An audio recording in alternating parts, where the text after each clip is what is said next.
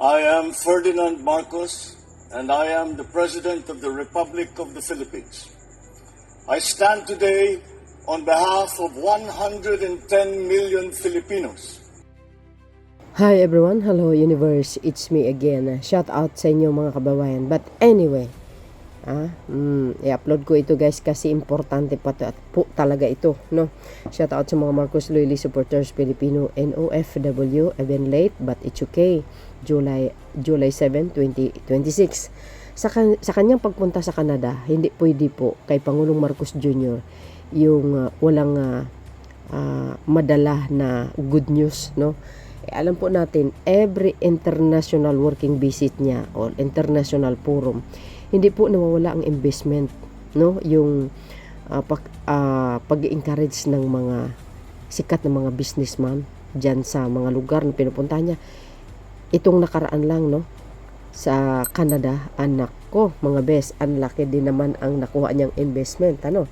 So, sabi ko nga, more investment, more creating jobs but for the Filipino jobless na nangangailangan. Alam niyo si Pangulong Marcos Jr., yung skills niya, yan po ang wala sa ibang mga past administration. Oh, totoo yun guys. Yan po ang katotohanan. Dahil ang Pangulo, ang galing ang kanyang mga idea. Matalino talaga kasi. Alam niya ang pamamaraan. Paano ba mabigyan ng trabaho ang mga jobless na mga Pilipino, no? So dahil diyan mga kababayan, ito po ang isa sa mga magandang balita na dala niya, no? O evenly tayo okay lang. Basahin ko po sa inyo. Di ba guys? Sabi dito ng PCO, President Marcos elevates PH Canada ties to strategic partnership, secures 2.5 billion in investment. Di kayo naloka. Ganyan kagaling ang Pangulo. Di ba? Social. Siyempre, sigurado, no? At ang Pangulo hindi po nagpapabaya yan pagdating sa mga foreign investors. Lagi pong laging nagpapalo up ang kanyang team. So, kung nakikita nyo po ang ekonomiya ng bansa ngayon ay talaga naman napakaganda ang flow, 'di ba? Nasa middle income natin. Yan po ang binalita ng World Bank. Dati nasa lower lang. Dekada na mula 1986 hanggang sa pamumuno ni Digong kulilat ang Pilipinas talaga. But because of our President Ferdinand Marcos, naiangat niya kahit papano. Kumbaga, naiangat niya talaga. So, sabi dito mga kababayan, President Ferdinand Marcos Jr. on Sunday announced that the Philippines and Canada have elevated the bilateral relationship strategic partnership, marking what he described as the beginning of a new phase of cooperation that also yield 2.5 billion investment commitments from Canada companies. Reporting that outcome of his official visit, President Ferdinand Marcos said that the meeting with the Canadian Prime Minister Mark Carney, government officials and business leader, certain cooperation in security, trade, energy, and technology and investment. Tunay na naging matagumpay ang ating biyahe kung saan napag-iksang-ayon na natin ang ilang mga inisyatibo sa hanay ng gobyerno at ng pribadong sektor. The President noted, hard work through does not end here. Patuloy tayong magsisikap upang ang ating makamit at nasimulan sa Canada ay yayabong at madarama ng mas nakakaraming Pilipino. Tama naman mga kababayan, yun naman talaga ang kanyang layunin. Kasi sabi nga natin, the more na mag-i-invest dito ang mga tao, ang mga foreigners, the more mag-create ng maraming trabaho po yan. I am pleased to report on the productive meetings that we have had with Canada's top government officials and key Canada players during our stay here in Vancouver, British Columbia. The President said in his post-visit statement, President Marcos said he and Carney agreed to elevate bilateral ties, describing the move as both a recognition of the long-standing relationship between the two countries and roadmap for deeper cooperation. Bakit kaya guys, nung panahon ni Digong walang ganito? Bakit sa panahon ni PBBM ang daming nag-i-invest sa Pilipinas? Sa totoo lang, no? Magaling kasi ang strategiya ng Pangulo eh. Siya na mismo ang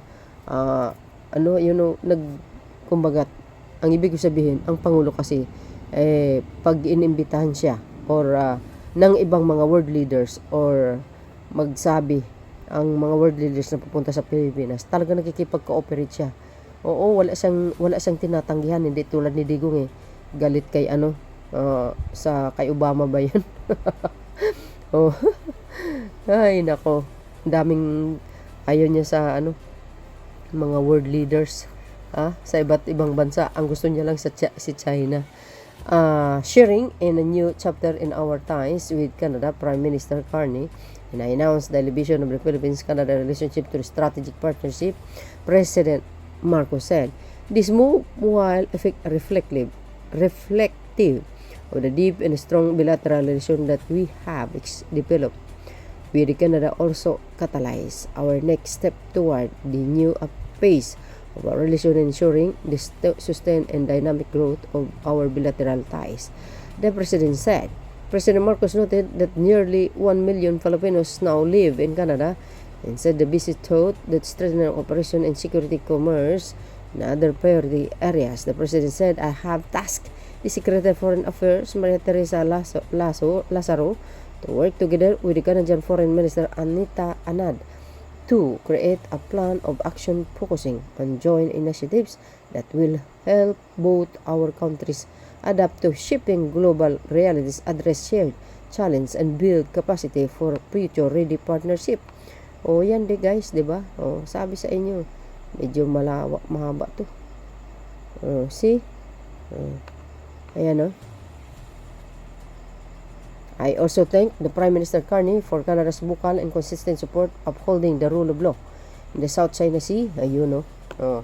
Particularly on the basis of UNCLOS on the 2016 Arbiter Award.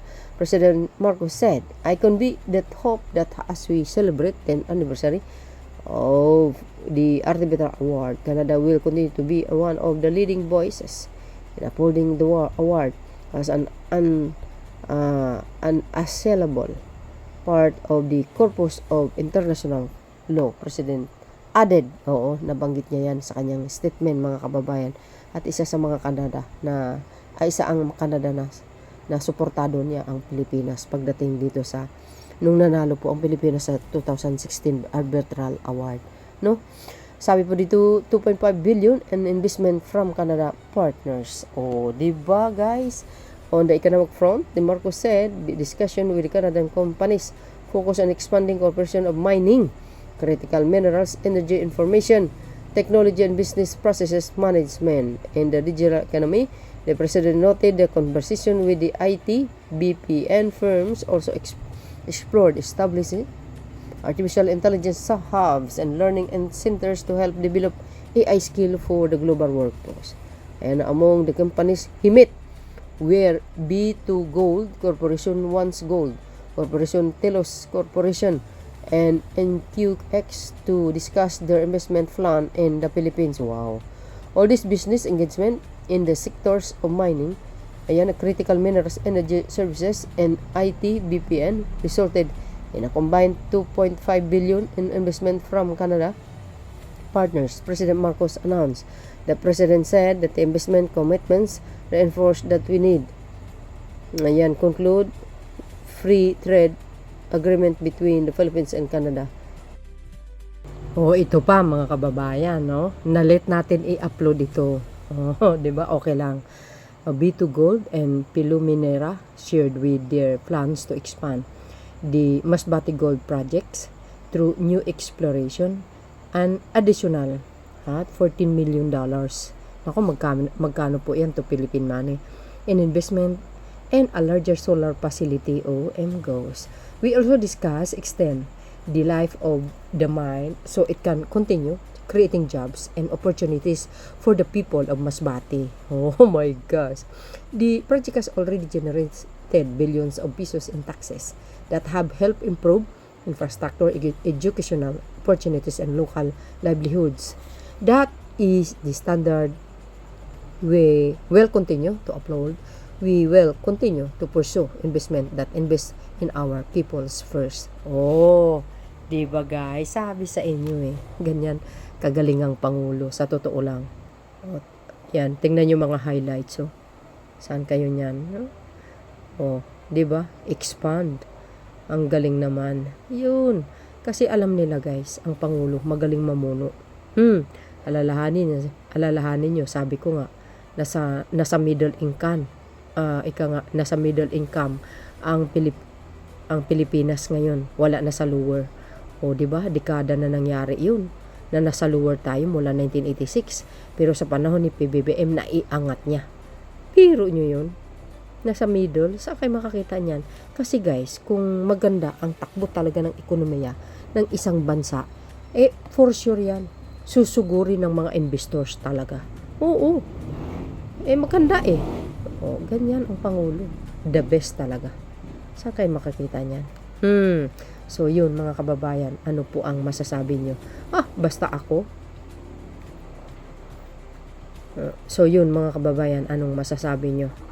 Ako, tiwala ako masyado sa Pangulo. Kahit binatikos siya ng binatikos, wala akong pake. As long as ang Pangulong Marcos Jr. nagtatrabaho ng maayos. Di ba? Ganun talaga. Lahat makikinabang. Siyempre mga investor guys laki ng maitutulong din sa ekonomiya natin. Kikita yung nag-invest, kikita ang Pilipinas through tax nila, and kikita ang mamayang Pilipino yung mga nagtatrabaho sa kanila. That is manpower nga. So yun guys, ang aking pinaka-latest updates. Maraming salamat sa inyong watching. Late man ito pero kailangan kong i-spread guys. Follow me and likes. Hit the bell para laging updates. Okay? Bye and babus. God bless Philippines. There's more. Bye everyone.